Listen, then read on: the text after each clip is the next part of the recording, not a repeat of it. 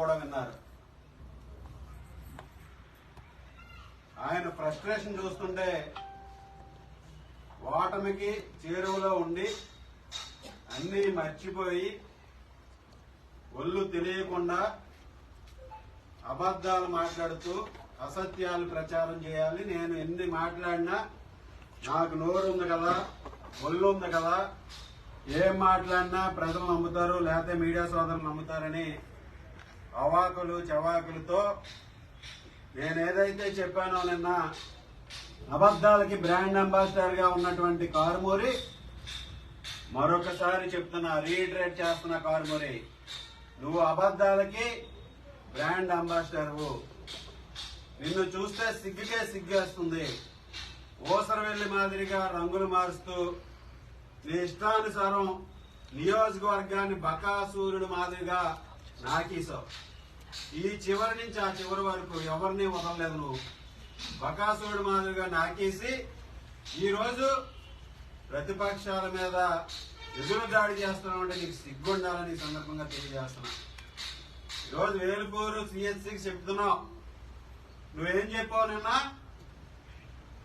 25% తక్కువైన hospitals అన్ని cancel చేసేస్తే నువ్వు వెళ్లి 6 కోట్లు కొత్త హాస్పిటల్ తీసుకొచ్చాను, పెద్ద హాస్పిటల్ కి 30 పడకల హాస్పిటల్ కానీ అనే కదా చెప్పాడు మీ అందరికీ కూడా మీడియా బ్రదర్స్.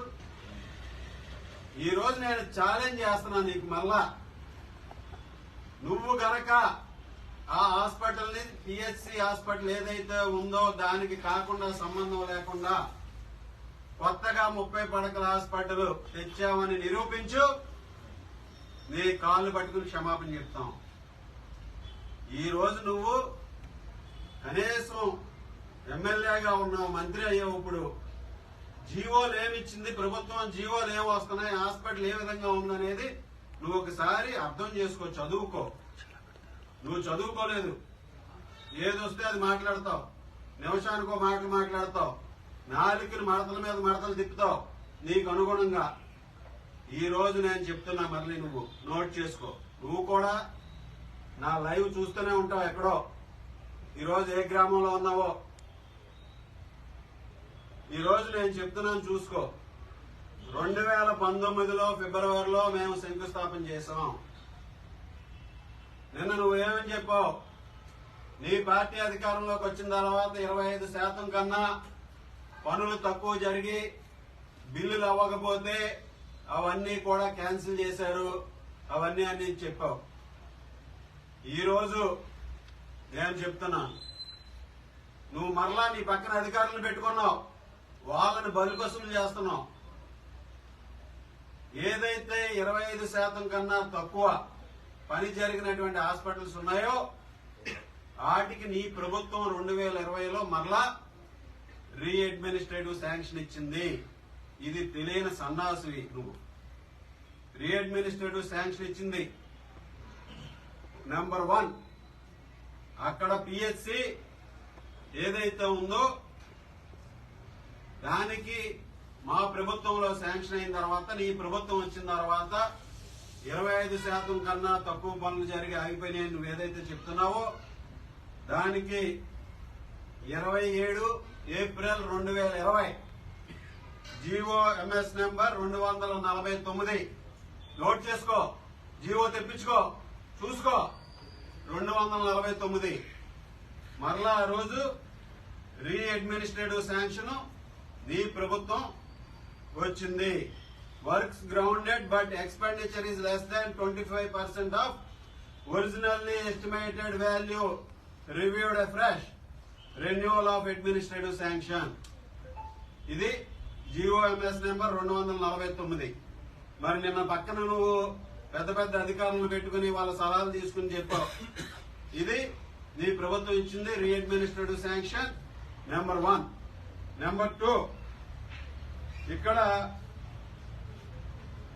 నువ్వు ఇంకొకటి అర్థం చేసుకోకుండా నీ ఇష్టానుసారం నీకు అధికారం ఉంది కదా అని నువ్వు ఆలిమేల వెంకటరత్నం గారి పేరు తుడిచేయాలి, వేలుపూరులో కనపడకూడదు, వాళ్ళ హాస్పిటల్లో నువ్వు హాస్పిటల్ నిర్మించకూడదు అనే దురుద్దేశంతో ఈ రోజు నువ్వు అక్కడ పార్కులోకి మార్చావు. ఈ రోజు అక్కడ నీ అడ్మినిస్ట్రేటివ్ శాంక్షన్ ఇచ్చింది, నీకు అర్హత లేదు ప్లేస్ మార్చడానికి. అదే ప్రెమిసెస్ లో నువ్వు కట్టాలి. ఇది నీ ప్రభుత్వం ఇచ్చిన శాంక్షన్. 2, నువ్వు కొత్తగా ఎస్టాబ్లిష్మెంట్ ఆఫ్ 30 బెడెడ్ హాస్పిటల్ అని చెప్పలేదు ఎక్కడ ప్రభుత్వం. క్లియర్ కట్ గా నీ ప్రభుత్వం ఏదైతే నువ్వు అక్టోబర్లో 2023 అక్టోబర్ 31, 2023 అక్టోబర్లో GOMS నెంబర్ 196, ఇది కూడా తెప్పించుకో. ఏ ఊర్లో ఉన్నావో 2 చదువు. నువ్వు కొంచెం ఇంగ్లీష్ అర్థం అవుతుంది కదా నీకు, లేకపోతే అర్థం చేసుకునేలాగా నీ పక్క వాళ్ళతో అధికారులను పిలిపించి మళ్ళీని ఏముందో వాళ్ళని అడుగు. మళ్ళీని వాళ్ళని భయపెట్టి వాళ్ళని బలిపశువులు చేయకు. నువ్వు మున్సిపల్ కమిషనర్ని ఏ విధంగా బలిపశువులు చేశావో ఆ విధంగా ఈరోజు ఏపీఎంఐడిసి అధికారులను బలిపశువులు చేయొద్దు. వచ్చేది మా ప్రభుత్వమే. ఏ విధమైనటువంటి ఆర్డర్ వచ్చిందో ఆర్డర్ ప్రకారం కన్స్ట్రక్షన్ జరిగి తీరుతుందని ఈ సందర్భంగా తెలియజేస్తున్నాను. గుర్తుపెట్టుకో. ఈ రోజు నీవు GOMS నెంబర్ 196 31/10/2023 క్లియర్ కట్ గా అందులో ఇచ్చింది. Upgradation construction of 30 bedded hospital additional accommodation for primary health centre Velpur, Tanuku, west Godavari. ఎందుకన్నా ఏమైనా కావాలా మీడియా సోదరులు? Upgradation additional 30 bedded construction in existing PHC అని ఇచ్చింది. నువ్వు ఎక్కడో ఆ PHC నుంచి తీసుకుపోయి మీ ఇంటి దగ్గర కట్టుకుంటానంటే కుదరదు. దొబ్బదమ్మా. జీవో ఏది ఇచ్చిందో దాని ప్రకారమే చెప్పుద్ది, లేకపోతే కోర్టు మొట్టకాయలు మొడుతుంది నీకు. నువ్వు ఇష్టం వచ్చినట్టు చేసేద్దామంటే అధికారులు బలిపశువులు అవుతారు. నీకేముందో నువ్వు పోతావు. ఈ విధంగా వేల్పూర్ PHCకి సంబంధించి ఈయన చేసినటువంటి ఏదైతే మేమేదో ఆపేసాం, మేము ఆపేస్తున్నాం, మేము తొలగించేస్తున్నాం అని చెప్పి నీకు సిగ్గుందా? ఎకరా 26 సెంట్లు స్వర్గీయ ఆర్మీ వెంకటరత్నం గారు విరాళంగా ఇచ్చి అక్కడ 23 సంవత్సరాల క్రితం హాస్పిటల్ కడితే నీకు ఊరు దూరమైందా? అది శ్మశానం లాగా కనపడుతుందా? రా, నిన్ను పాతుదాం. అక్కడ శ్మశానం నిన్ను కప్పెడతాం. మట్టి దొబ్బేశారు హాస్పిటల్లో. ఆ రోజు పునాదులు తీసిన మట్టి అక్కడే ఉంది. నువ్వు కనీసం నువ్వు ఇళ్ల స్థలాలు పూడ్చడానికి దొబ్బుదాం అనుకున్నావు. దాన్ని కూడా ఆ రోజు మేము అడ్డుకుంటే అక్కడ ఆగింది. ఈ రోజు నువ్వు ఎక్కడ పడితే అక్కడ హాస్పిటల్ కడతానంటే దొబ్బదు. ఇక్కడ PHCలోనే కట్టించాలి. అది నీ జీవో. లేకపోతే అధికారులు కూడా బలిపశువులు అవుతారు. అందులో ఎటువంటి సందేహం లేదు. మీడియా సోదరులందరూ కూడా ఇది గమనించాలి. మీరు కూడా ఇది చదవండి. ఇస్తున్నాం మీకు కూడా ఒక కాపీ. ఇది ఎగ్జిస్టింగ్ PHCని additional accommodation for primary health centre Velpur. No question. ఇందులో వేరేదేమీ లేదు. నువ్వు ఇష్టం వచ్చినట్టు మార్చేస్తావా? వేల్పూర్ను ఉద్ధరించేస్తున్నావా? 182 కోట్ల 152 కోట్ల చెప్తున్నాడు ఫిగర్లో. రా, చూపించు ఎక్కడ అభివృద్ధి చేసావు. బైపాస్ రోడ్డుకి నువ్వు ప్రపోజల్ పెట్టావా? నీకు బుర్ర చిప్పు దొబ్బి ఏం మాట్లాడుతున్నావో తెలుస్తలేదు. నీకు అసలు ఆలోచన వస్తుందా? ముందు చూపు ఉందా? తణుక్కి ఇది చేద్దామని ఎప్పుడైనా ముందు చూపు ఉందా నీకు? అది నీకు అర్హత లేదు. వేల్పూర్ బైపాస్ గురించి మాట్లాడే అర్హత. నువ్వు తెప్పించేదేంటి బిల్లులు? అక్కడ పనులు అయినాయి, ప్రభుత్వం మారినా బిల్లులు వస్తాయి కాంట్రాక్టర్కి. అది ప్రపోజల్. అది మా బ్రెయిన్ చైల్డ్ ప్రాజెక్ట్. 1999లో వైటీ రాజా గారు ఎమ్మెల్యేగా ఉన్నప్పుడు పుట్టినటువంటి ఐడియా అది. వేల్పూరు మా తాతయ్య గారు ఆర్మీ వెంకటరత్నం గారు ఆ రోజు ఆయన విజన్ చేశాడు, వేల్పూర్కి బైపాస్ ఈ విధంగా నిర్మించాలని. దాన్ని మేము అధికారంలోకి వచ్చిన తర్వాత 2015లో వేల్పూర్ జన్మభూమి కార్యక్రమానికి చంద్రబాబు నాయుడు గారు వస్తే ఆయన ముందు పెట్టి ఆ ప్రపోజల్ ఆయన చేత హామీ ఇప్పించి ఆ ప్రాజెక్టుని చేయించాం. నీకు అర్హత లేదు వేల్పూర్ బైపాస్ గురించి మాట్లాడే అర్హత. వేల్పూర్లో నువ్వు ఒక్క పని కూడా చేసింది లేదు. సంక్షేమ పథకాల పేరుతో సంక్షేమం ఇచ్చాం నువ్వు అభివృద్ధి చూపించి ఎక్కడ చేసావు? ఈ రోజు నువ్వు మాట్లాడు. నువ్వు ఈ రోజు చెప్తున్నావు కమ్యూనిటీ హాల్స్ బీసీలు అంటున్నావు. నువ్వు మోసం చేసింది బీసీలను మోసం చేసావు. నీ పక్కన ఉన్నటువంటి బీసీలను తొక్కావు. 2019 ఎన్నికల్లో నీకు ఎవరైతే నీ గెలుపు కృషి చేశారో ఆ బీసీలందరినీ కూడా నువ్వు తొక్కేశావు. ఈ రోజు నువ్వు బీసీలను మాట్లాడే అర్హత లేదు. మేము బీసీలకు అన్ని బీసీలకి కమ్యూనిటీ స్థలాలు ఇచ్చింది వేల్పూర్లో మేము.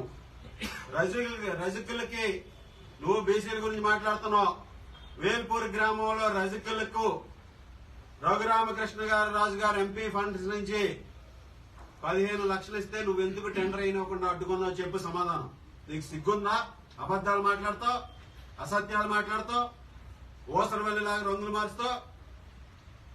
ఎందుకు ఆపో నువ్వు రజకులది టెండర్ కూడా వేయనివ్వకుండా నువ్వు అడ్డుకోలేదా? అది వాస్తవం కాదా?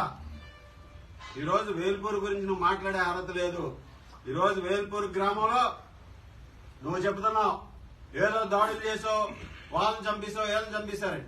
నువ్వు నిరూపించు. నీకు దమ్ముంటే నువ్వు అధికారంలో ఉండి ఏమైనా గాడిదలు కాస్తున్నావా? గాడిదలాగాను గాడిదలు కాస్తున్నావా? నువ్వు ఎందుకు చేయలేదు? నువ్వు ఈరోజు నువ్వు మాట్లాడే అర్హత లేదు. వేల్పూర్ పిహెచ్సిని నువ్వు మేము కోర్టులో వేసేసి నువ్వు దొల్లించేస్తానని చెప్తున్నావు. ఈరోజు కోర్టులో అక్కడ మేము ఏదో షాపింగ్ కాంప్లెక్స్ కడదామనో లేకపోతే దాని గురించో కాదు. మేము అధికారంలోకి వచ్చి 2 సంవత్సరాలు అవుతుంది. వేల్పూర్ సర్పంచ్ గా గెలిచి మా పార్టీ ఉండి మేము మొదలు పెట్టాలంటే ఎప్పుడో మొదలు పెట్టేవాళ్ళం. నువ్వు ఈరోజు అక్కడ పిహెచ్సి అప్గ్రేడేషన్ అక్కడ శాంక్షన్ అయితే నువ్వు నిష్కానుసారం మారుస్తావా? నీకు అర్హత లేదని ఈ సందర్భంగా తెలియజేస్తున్నాం. ఈరోజు వేల్పూర్ పిహెచ్సి గ్రామస్తులకి అందరికీ అందుబాటులోనే ఉంది. అది గ్రామానికి ఏదో 100 కిలోమీటర్ల దూరంలో లేదు. ఈ రోజు అందరికీ అందుబాటులో ఉంది. అందరూ వెళ్లే సౌకర్యాలు ఉన్నాయి. అన్ని ట్రాన్స్పోర్టేషన్ ఇంప్రూవ్ అయినాయి. తప్పనిసరిగా అది ప్రజలకు ఉపయోగపడే స్థలం. నువ్వు దాని నుంచి కదిలించే పరిస్థితి లేదని నీకు ఈ సందర్భంగా తెలియజేస్తున్నాను. నువ్వు తణుకు హాస్పిటల్ని జిల్లా ఆసుపత్రి స్థాయికి పెంచితే నువ్వు 1 రూపాయినే తెచ్చావా? ఇన్ని ముసలి కన్నీరు కాస్తున్నావు. తణుకు హాస్పిటల్, తణుకు ఏరియా హాస్పిటల్ని చంద్రబాబు నాయుడు గారు జిల్లా స్థాయి ఆసుపత్రిగా దానికి ఆ రోజు జీవో ఇస్తే నువ్వు శంకుస్థాపన చేసావు. హాస్పిటల్ కట్టేస్తున్నావు జిల్లా స్థాయి ఆసుపత్రి అని. ఏమైంది? 1 రూపాయినా తెచ్చావా నువ్వు? ఈ రోజు వేల్పూర్ హాస్పిటల్ గురించి చెప్తున్నావు. మేము 3 కోట్లు ఇస్తే నేను 6 కోట్లు తెచ్చేశానని చెప్తున్నావు. నువ్వు ఎమ్మెల్యేగా చేసావు గతంలో, ఇప్పుడు ఎమ్మెల్యేగా చేస్తున్నావు, మంత్రిగా చేస్తున్నావు. నీకు సిగ్గుండాలి మాట్లాడటానికి. 3 కోట్ల నుంచి 6 కోట్లు పెరిగిపోయింది నా గొప్పతనం అని చెప్తున్నావు. సన్నాసులాగా మాట్లాడకండి. ఎస్ఎస్ఆర్ రేట్లు అనేది ఒకటి ఉంటది. ఏ గవర్నమెంట్ ఎస్టిమేషన్ అయినా ఆ రోజున్న ఎస్ఎస్ఆర్ రేట్ల ప్రకారం 3 కోట్లు అయితే ఈ రోజున్న ఎస్ఎస్ఆర్ రేట్ల ప్రకారం 6 కోట్లు ఉండొచ్చు. అంతేగాని ఇందులో నీకు గొప్పతనం లేదు. అంతా నీ డొల్లతనం. నీకు సగం బుద్ధితో మైండ్ దొబ్బి చిప్పు దొబ్బి నువ్వు అన్ని కూడా సగంగా ఆలోచించి చేస్తున్నటువంటి పనుల్లో భాగమని ఈ సందర్భంగా తెలియజేస్తున్నా. నువ్వు గుర్తుపెట్టుకో, వేల్పూర్ పిహెచ్సి కొత్త హాస్పిటల్ కాదు, నువ్వు తీసుకొచ్చింది కాదు. మేము ఏదైతే శాంక్షన్ తీసుకొచ్చామో దాన్నే మరలా రీఅడ్మినిస్ట్రేషన్ చేశారు. ఈ జీవో తెప్పించుకో, చదువుకో, లేకపోతే మీడియా వాళ్ళకి వాళ్ళు కూడా చదివి అర్థం చేసుకుంటారు, నిజాలను తెలుస్తారు. ఈ రోజు నువ్వు అసలు నీకు అర్హత లేదు మాట్లాడటం కోసం. అలాగే వేల్పూర్లో ఏదో లేఅవుట్లు చేసేసాను, నాకు లేఅవుట్లు చేసేసాను అంటున్నావు. నీకు ఇదే చెప్తున్నా, నేను ఏ రోజు కూడా లేఅవుట్ వ్యాపారం చేయలా, ఏ రైతులతోనూ నేను ఏది లావాదేవీలు చేయలా. నువ్వేదో చేశానని చెప్తున్నావు. నువ్వు అధికారంలో ఉండి లేఅవుట్లు కట్టబడి అందరినీ ఇబ్బందులు పెట్టి అసలు నువ్వు ఎమ్మెల్యేగా ఉండి నీకు సంబంధం లేని విషయాల్లో వేరు దూర్చి డీటీసీపీ లేఅవుట్లో డీటీసీపీ ఆఫీసులకు నువ్వు కంప్లైంట్లు పెట్టి నువ్వు మళ్ళీ వాళ్ళకి నువ్వే తగులు తీర్చినట్టు దీంట్లో ఎంతో లావాదేవీలు జరిపి నువ్వు లేఅవుట్లకి పర్మిషన్ నువ్వే ఆపేస్తావు, లేఅవుట్లకి పర్మిషన్ నువ్వే ఇప్పిస్తావు. ఆ పర్మిషన్ ఇప్పించడానికి మళ్ళీ దానిలో లక్షల్లో లావాదేవీలు చేసి ఈరోజు నువ్వే లెటర్ ఇచ్చేస్తావు. ఇది వేల్పూర్ గ్రామంలో నువ్వైతే నిన్న ఏదైతే 16 ఎకరాల గురించి మాట్లాడావో ఆ 16 ఎకరాల్లో భూముల గురించి నువ్వేదో రైతులకి లేఅవుట్ ప్రమోటర్లకి సెటిల్మెంట్ చేశాను, నేను ఈ పర్మిషన్ ఇచ్చేయండి అని నీ స్వదస్తూరితో సంతకాలు పెట్టి నువ్వు ఇచ్చిన లెటర్ డీటీసీపీకి. ఇది నువ్వు చేసే పనులు ఇవి దగులుబాజీ పనులు, అన్ని కూడా దోపిడీ పనులు నువ్వు చేసావు. అలాగే తనకు సంబంధించి నువ్వు చెప్పావు ఎంతో అభివృద్ధి చేస్తాను, రోడ్లు మేము వేసిన రోడ్ల మీద నువ్వు నడుస్తున్నావు, లేకపోతే స్కూటర్లు వేసుకెళ్తున్నావు, కార్లు వేసుకెళ్తున్నావు అని చెప్పేసి నువ్వు ఛాలెంజ్ నేను ఈరోజు చెప్తున్నా. రోడ్ల విషయంలో తీసుకో, సిమెంట్ రోడ్ల విషయంలో తీసుకో. సిమెంట్ రోడ్లు ఏ విధంగా చేసాం? ఎన్ఆర్ఈజీఎస్ మ్యాచింగ్ ఫండ్స్ తో ఆ రోజు మీకు ఈ నియోజకవర్గంలో అన్ని గ్రామాల్లో అన్ని ఎస్సీ కాలనీలో సిమెంట్ రోడ్లు వేయించినటువంటి ఘనత మాది. తణుకు పట్టణంలో తేతల వై జంక్షన్ నుంచి ఉమెన్స్ కాలేజ్ వరకు రోడ్డు వైండింగ్ చేసి రోడ్డు వేయించినటువంటి ఘనత మాది. ఈ రోజు సెంట్రల్ లైటింగ్ పెట్టిస్తే నీ బొమ్మలు పెట్టుకున్నటువంటి ఘనత నీది. ఈ రోజు ఆ రోడ్డుని నువ్వు ఏదైనా ఒక పని అయినా చేసావా? వేల్పూర్ రోడ్డు నరేంద్ర సెంటర్ నుంచి జయలక్ష్మి దాకా నీ బొమ్మలు పెట్టుకుంటున్నావు. నువ్వు ఏదైనా చేయగలిగావా? ఈ రోజు నియోజకవర్గంలో అనేక రోడ్లు నువ్వు పగటి కళ్ళలు కంటున్నావేమో, నిద్రపోయి కళ్ళు వస్తున్నాయేమో నీకు. నువ్వే వేయించిన రోడ్లలో నువ్వే దొలుతున్నావని, నువ్వే తిరుగుతున్నావని ఇప్పుడు 2009లో వేయించిన రోడ్లని. అమ్మా, 2014లో మేము అధికారంలోకి వచ్చినప్పుడు మోకాళ్ళ చెప్పులు పోయి ఈ నియోజకవర్గంలో నడుములు పోయి అన్ని రోడ్లు వేయించాం మేము. నువ్వేదో నీకు చెక్కల గింతలు పడుతున్నట్టు ఉన్నాయి. పగటి కళ్ళల కంటూ కితకితలు వచ్చి నువ్వు నిద్రలో దొల్లేస్తూ నేనే రోడ్లు వేయించాను, నేనే రోడ్లు వేయించాను అనుకుంటున్నావేమో. కాదమ్మా, దిగు కొంచెం. ఇవన్నీ కూడా చూసుకో. ఎవరు రోడ్లు వేయించారో అన్ని కూడా నీకు కనబడతాయి. ఈ రోజు నువ్వు మేము వేయించిన రోడ్ల మీద నువ్వు దొల్లి తిరిగి ప్రచారాలు చేసుకుని ఇబ్బంది లేకుండా నడుస్తున్నావంటే ఈ రోజు మేము 2014 నుంచి 19 వరకు చంద్రబాబు నాయుడు గారితో వేయించినటువంటి రోడ్లు. ఈ రోజు చంద్రబాబు నాయుడు గారు జైల్లోకి వెళ్లారు, దోచుకున్నారు. ఆధారాలు ఏమన్నా ఉన్నాయా? ఒక ఆధారం చూపించావా? నీ నాయకుడు ఎన్ని ఆధారాలు ఉన్నాయా? 11 కేసుల్లో ప్రథమ ముద్దాయిగా ఉండి 16 నెలలు జైల్లో ఉన్నటువంటి మీ నాయకుడే ఈ రోజు అంత గొప్పగా జబ్బలు దర్చుకుని తిరుగుతుంటే మా నాయకుడు ఎటువంటి ఆధారాలు లేకుండా అన్యాయంగా అక్రమంగా కక్షపూరితంగా మీరు జైల్లో పెట్టి ఉంచుతే మీరు దాన్ని కూడా ఏదో చేసేసామని గొప్పలు చెప్తున్నాం. ఈరోజు చంద్రబాబు నాయుడు గారు దోపిడీదారుడు, ఇక్కడ రాధాకృష్ణ లేకపోతే తెలుగుదేశం నాయకులు దోపిడీదారులా? నువ్వు స్వచ్ఛీలుడు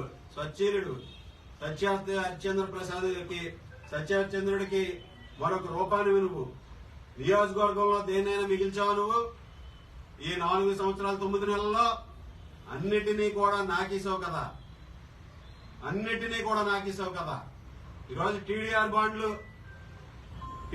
బాండ్లలో అఫీషియల్ గా 800 కోట్లు టీడీఆర్ బాండ్లు ఇష్యూ చేశావు. అధికారులను బలిపశువులు చేశావు. నా బంధువులకి ఇచ్చావా టీడీఆర్? నువ్వు ఎవరికి ఇచ్చావమ్మా? నా బంధువులకి ఎవరికి మేము ఇచ్చావమ్మా? నా బంధువులకి నువ్వు చెప్పు. ఈ రోజు నువ్వు వ్యాపారాలు చేసుకుని టీడీఆర్ బాండ్లు, అలాగే ఇళ్ల స్థలాలు ఇచ్చావు. ఇళ్ల స్థలాల పేరుతో నువ్వు ఎన్ని కోట్లు కొల్లగొట్టావు?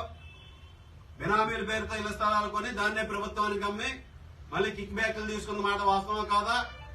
ఇళ్ల స్థలాల పూడికలో ఏ విధంగా దోచుకున్నారు? ఇళ్ల స్థలాల పూడికలకి 6 కోట్లు వస్తే టెండర్ వేయాలని చెప్పి నువ్వు 30 లక్షల కింద విడగొట్టి నీ బినామీల పేరుతో నువ్వు చేయించుకున్న మాట వాస్తవా కాదా? కరోనా సమయంలో ఎంత దోపిడీ చేశారు? ఈ రోజు అన్నిటిలోనూ కూడా డ్రైనేజీలు నిర్మాణం చేశావు. డ్రైనేజీలు అని చెప్తున్నావు. ఈ రోజు నువ్వు నడు, గ్రామాలకు వెళ్దాం. నువ్వు కట్టిన డ్రైనేజీలన్నింటినీ కూడా చూద్దాం. కనీసం నీళ్లు పారుతున్నాయా లేకపోతే డ్రైనేజీలు మురిగిపోయినాయా అనేది నువ్వు కట్టినటువంటి సంవత్సరంలోపే అక్కడ ప్రజలందరూ కూడా గమనించారు. ఈరోజు నాడు నేడు అని చెప్పావు.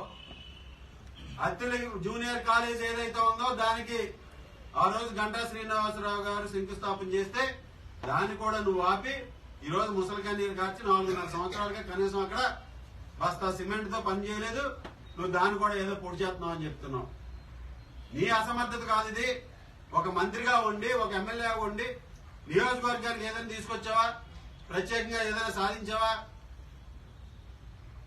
వేల్పూర్ గ్రామస్తులు నువ్వు ఇచ్చినటువంటి స్థలాలు ఈ రోజు అక్కడెక్కడో ఇచ్చానని 15 కిలోమీటర్ల అవతల ఇచ్చి నువ్వు దానికి కూడా చెప్పావు. నేను కూడా మళ్ళీ ఈ రోజు వేల్పూర్ గ్రామ ప్రజల్ని మభ్యపెట్టాలని చూడకు, ఈ నియోజకవర్గ ప్రజల్ని మభ్యపెట్టాలని చూడకు.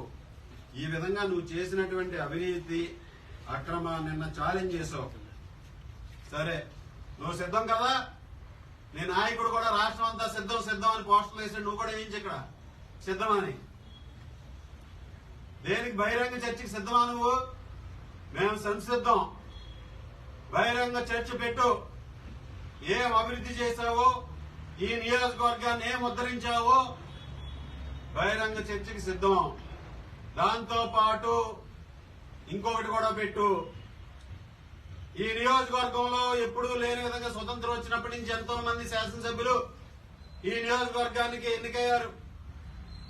ఎవరి హయాంలోనూ కూడా జరగనటువంటి అవినీతి నీ హయాంలో జరిగిందనే దాని మీద కూడా చర్చకి మేము సిద్ధం. నువ్వు రా, నువ్వు చెప్పు సమయం స్థలం ఎక్కడొస్తావు. ఈరోజు నువ్వు పారిపోకు. మళ్ళీ నీకు దమ్ముంటే చర్చ పెట్టు.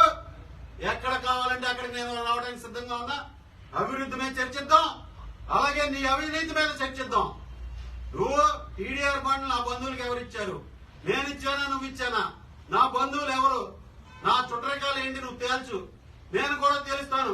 టీడీఆర్ బాండ్లలో ఏ విధమైనటువంటి అవినీతి జరిగింది, ఏ కంపెనీల నుంచి ఏ అకౌంట్ల నుంచి ఏ అకౌంట్లలోకి అమౌంట్లు ట్రాన్స్ఫర్లు అయినాయి అనేది కూడా చర్చిద్దాం. నీకు దమ్ముంటే రా. ఈ రోజు నువ్వు చెబుతున్నావు అబద్దాల కోర్లంట, నియంతృత్వం అంట. సింగపూర్ నుంచి వచ్చే సైకో నెంబర్ 1. ఆ రోజు ఏం చెప్పావు నువ్వు? ఓడిపోతే సింగపూర్ నుంచి వెళ్ళిపోతే సింగపూర్ వెళ్ళిపోతాడు, పారిపోతాడని ప్రచారం చేశావు. 10 సంవత్సరాల నుంచి ఇక్కడే ఉన్నా.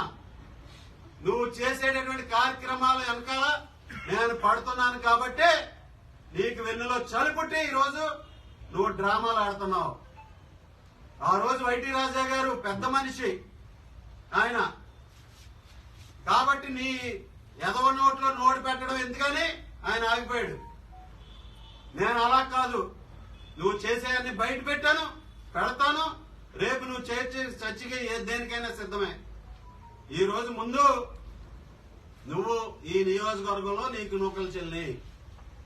నువ్వు ఇంకోటి చెప్తున్నావు, నీకు ఎమ్మెల్యే సీటు వస్తుందా? నువ్వెవడవా నాకు డిసైడ్ చేస్తాక ఎమ్మెల్యే సీటు వస్తుందా? నువ్వేమన్నా పార్టీ ప్రెసిడెంట్వా? చంద్రబాబు గారు డిసైడ్ చేస్తాడు, లేకపోతే నీ చెవులో చెప్పాడా ఎవరైనాను? ముందు నీది చూసుకో, నీ నలుపు చూసుకో. ఎంతమంది తిరుగుతున్నారో, ఎంతమంది చేరుతున్నారో, ఎంతమంది ఆశావాహులు బయటకు వస్తున్నారో నువ్వు చూసుకో. ముందు నువ్వు పక్కన, నీ పక్కన ఎంతమంది ఎమ్మెల్యే ఆశావాహులు ఉన్నారో నువ్వు చూసుకో. నాకు ఎమ్మెల్యే సీటు వస్తుందో రాదో మా పార్టీ అధ్యక్షులు చంద్రబాబు నాయుడు గారు డిసైడ్ చేస్తారు, నువ్వు కాదు చేసేది. ఈరోజు నిన్ను ఈ నియోజకవర్గంలో ఉండకుండా చేసే బాధ్యత ఈ తెలుగుదేశం పార్టీది. వైఎస్ఆర్ కాంగ్రెస్ పార్టీ రహిత పరిపాలన తీసుకొచ్చే బాధ్యత చంద్రబాబు నాయుడు గారిది, పవన్ కళ్యాణ్ గారిది. ఈ నియోజకవర్గంలో కారుమూరి రహిత పరిపాలన తీసుకొచ్చే బాధ్యత తెలుగుదేశం పార్టీ, జనసేన పార్టీది. ఈ రోజు నువ్వు ఎన్ని పిల్లి మొగ్గలేసినా ఈ నియోజకవర్గ ప్రజలు నిన్ను క్షమించరు. ఆ విధంగా నువ్వు నాకించేసావు ఈ నియోజకవర్గాన్ని. ఈ రోజు నువ్వు మర్చిపోక అవన్నీ కూడా. ఎక్కడా కూడా నువ్వు చేసినటువంటి పనులు లేవు. కేవలం నీ దానికే నువ్వు చూసుకున్నావు, నీ అభివృద్ధి నువ్వు చేసుకున్నావు. నువ్వు అభివృద్ధి చేసుకున్నావు కాబట్టే నీకు ఎంపీగా ప్రమోషన్ వచ్చింది. నీకు ఎంపీగా ప్రమోషన్ వచ్చిందంటే ఈరోజు నువ్వు చేసినటువంటి కార్యక్రమాల వల్లనే. ఇవన్నీ కూడా గుర్తు పెట్టుకుని మరలా ఇప్పుడు అధికారులను పిలుచుకో. ఏ గ్రామంలో ఉన్నావు? నేను పిలిచావు కదా టక్క టక్క టక్క. ఈరోజు మళ్ళీ పిలుచుకొని ఒకసారి ఆ జీవోలన్నీ కూడా చదివించుకో. వాళ్ళు కూడా పాపం ఏం చెప్తారో వాళ్ళు కూడా చెప్పాలి నీకు. బాబు ఇక్కడ కట్టకూడదు మనం, ఇది జీవో ఎలాగొచ్చిందని. పాపం వాళ్ళు కూడా నీ అరుపులకి, కేకలకి, నీ పెడబొబ్బలకి చూసి ఏం మాట్లాడలేకపోతున్నారు. కానీ అల్టిమేట్ గా అధికారులే పోతున్నారు నీ దెబ్బలకి. ఎంతో మంది బీసీ అధికారులు, ఎస్సీ అధికారులు పోయారు ఈ నియోజకవర్గంలో. ఈ రోజు నువ్వు పలికేటటువంటి ఏదైతే నువ్వు ఆర్తనాదాలు చేస్తున్నావో, నీ దొంగ ఆర్తనాదాలు నువ్వు నిన్న చాలా మాటలు చెప్పావు. ఏంటన్నా? అబద్దాల కోరు, ద్రోహం చేసే మనిషి, కుళ్ళిపోయిన మనిషి, మేకవన్ని పులి, దుర్మార్గం, నయవంచుకుడు, ఇవన్నీ బాగా వచ్చు. మృగం, మానవత్వం లేని మనిషి. ఎక్కడి నుంచి వస్తున్నాయి మీకు ఇన్ని పదాలు బాగా అంటుపెట్టుకుని? ఏ ప్రెస్ మీట్ అయినా గాది కింద పందికొక్కులు. నువ్వు గాది కింద పందికొక్కులకే పందికొక్కు. ఇది ఊత పదం నీకు. గాలి కింద పందికొక్కులు, గడ్డి మేసినట్టు మేసేశారు. నీకన్నా మేసేసేవాడు ఎవడైనా ఉన్నాడా? నీకన్నా మేసినోడు ఎవడైనా ఉన్నాడా? నువ్వు పందికొక్కులకి అధిపతివి.